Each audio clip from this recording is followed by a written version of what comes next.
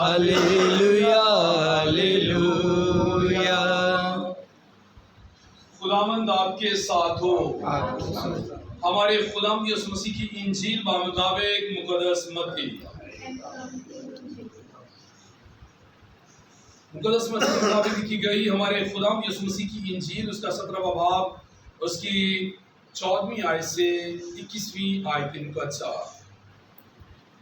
اور جب وہ ہجوم کے پاس پہنچے تو ایک آدمی اس کے پاس آیا اور اس کے آگے گھٹنے ٹیک کر کہا کہ خداوند میرے بیٹے پر رحم کر کہ اسے مرگی آتی ہے اور وہ بہت دکھ اٹھاتا ہے، کیونکہ وہ اکثر آگ میں گر پڑتا ہے اور اکثر پانی میں، اور میں اسے تیرے شاگردوں کے پاس لایا تھا مگر وہ اسے شفا نہ دے سکے۔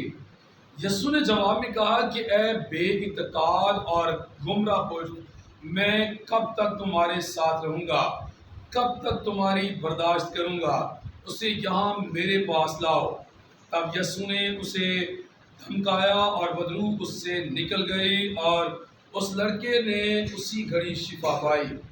تب شاگردوں نے علیحدگی میں یسوع کے پاس آ کر کہا کہ ہم اسے کیوں نہ نکال سکے۔ یسوع نے ان سے کہا اپنی کم اعتقادی کے سبب، کیونکہ میں تم سے سچ کہتا ہوں کہ اگر تم میں رائی کے دانے کے برابر بھی اعتقاد ہوگا تو تم اس پہاڑ سے کہو گے کہ یہاں سے وہاں چلا جا تو وہ چلا جائے گا، اور کوئی بات تمہارے لیے ناممکن نہ ہوگی۔ مگر یہ جنس دعا اور روزے کے بغیر نہیں نکلتی۔ انجیل جلیل کے وسیلہ سے ہم سب کی خطائیں معاف کی جائیں۔ سبھی بیٹھ جائیں۔ مسیح خدا میں میرے عزیز بھائی بہنوں، آج ہم تمام دنیا کے ساتھ مل کر نوجوانوں کا دن مناتے ہیں۔ ہماری دعا ہے تمام ان نوجوانوں کے لیے جو بے راروی کا شکار ہیں، اور بے راروی سب سے بڑھ کر کون سی ہو سکتی ہے؟ کون سی بے راروی کون سی ہوتی ہے؟ بے راروی کا آغاز سب سے بڑھ کر پتہ کہاں سے ہوتا ہے؟ جب بچے گلی کوچوں میں کھڑے ہوتے ہیں، یہاں سے اس کا آغاز ہوتا ہے۔ جو بچے اپنے دروازوں کے سامنے زیادہ دیر کھڑے رہتے ہیں، اپنے پائیں دروازہ ہوتا ہے، وہ بھی بے راروی کا شکار ہو جاتے ہیں۔ اپنے دروازے کے باہر کھڑے ہونے کا مقصد کیا؟ پہرہ داری دے رہے ہیں؟ نہیں، اس کا مقصد یہ ہے کہ جاتے لوگوں کو دیکھنا، پرکھنا، کہ میں دیکھوں کون آ رہا ہے کون جا رہا ہے۔ اور میں نے بڑے بڑے بھی لوگ دیکھے، بڑے بڑے بھی چنگے پر، وہ بھی ایسا ہی کرتے ہیں، گلی کوچوں میں کھڑے ہوتے لوگوں کو تاکتے رہتے ہیں۔ جو بے راروی کا شکار بنتا ہے، اس کا آغاز اس بات سے ہوتا ہے کہ جب بچہ ہو یا بڑا ہو، وہ بے راروی کا شکار ہو رہا ہے نا، تو اس کی وجہ یہ ہے کہ وہ گلی میں کھڑے ہو رہے ہیں۔ ہماری مجبوریاں پریشانیوں ہو سکتی ہے، جیسے کہ ان دنوں میں گرمی ہے، بہت سارے لوگ آپ اس طرف چلے جائیں نا، ابن مریم میں چلے جائیں، دو نگر چلے جائیں، لوگوں نے باہر چارپائیاں بچھائی ہوتی ہیں۔ یہ ایک علیحدہ عمل ہے۔ ایک دفعہ میں نے دیکھا کہ بہت زیادہ سردی ہوتی ہے، تب بھی لوگ کیا کرتے ہیں؟ گلی کوچوں میں کھڑے رہتے ہیں۔ تو دوپہری ہوتی ہے، خون پھڑے ہونے لگے ہوتے ہیں۔ نہیں، سراسر غلط بات۔ بے راروی کا اگر کوئی شکار ہوتا ہے تو اس کا یہ آغاز ہے۔ یہاں میں ہم مان سکتے ہیں مجبوری ہو سکتی ہے، جیسے بہت زیادہ گرمی ہے، لوگوں کا اندر بیٹھنے کو دل نہیں کرتا، حبس ہوتی ہے، باہر بھاگ جاتے ہیں لوگ، ہاں یہ وجہ ہو سکتی ہے۔ لیکن جب لوگ گلی کوچوں میں کھڑے ہوتے ہیں، اور ہمارے نوجوان جو بیٹے اور بیٹیاں ہیں پورے پاکستان میں، یہ تو عروج پر اس بات میں کہ وہ گلی کوچوں میں کھڑے ہوتے ہیں اور آنے جانے والے لوگوں کو اپنی نظروں کے ذریعے سے تنگ کرتے ہیں۔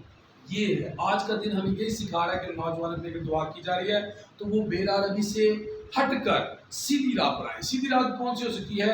کہ بھائی نہیں وہ گرجا گھر آ سکتا، نہیں وہ عبادت خانے میں جا سکتا، تو بھائی اپنے گھر میں بیٹھ کر خدا کو یاد کر لے۔ نہیں وہ جا سکتا کہیں بھی، تو پھر اپنے گھر میں بیٹھ کر اپنی تعلیم کے بارے میں نے بڑے بڑے ایسے بھی بچے دیکھے ہیں، انہوں نے گلی کوچوں کے ساتھ لوگوں کے ساتھ کوئی رابطہ نہیں رکھنا، وہ گھر میں بیٹھے ہوتے ہیں، اپنی پڑھائی میں مصروف ہوتے ہیں، یقین کریں۔ اور اس کی مثال ملتی ہے، میں کہنا چاہتا ہوں یہاں پر ملخہ والے میں ہمارے بھائی ہیں ماسٹر صاحب، ان کے بچوں کی، ان کی ایک بیٹی ہے، حال ہی میں انہوں نے کیا کیا، لیکچرار بنی ہے، اور ایم ایس سی کرنے کے بعد لیکچرار کا انہوں نے مقابلے کا امتحان کیا ہے اور لیکچرار کھڑی ہوئی ہے۔ اور ان کا بیٹا ہے، اور وہ چھوٹی سی عمر کا ہے، میرے خیال کے مطابق عمر سے بھی کم ہوگی، عمر جو ہمارا یہ بھائی ہے نا، عمر اس سے بھی کم اس کی عمر ہے۔ اس کا نام ہے زائم اس کا نام ہے. اس نے بھی مقابلے کا امتحان پاس کیا ہے اور ابھی وہ ڈائریکٹ ایس ڈی او بھرتی ہوا ہے.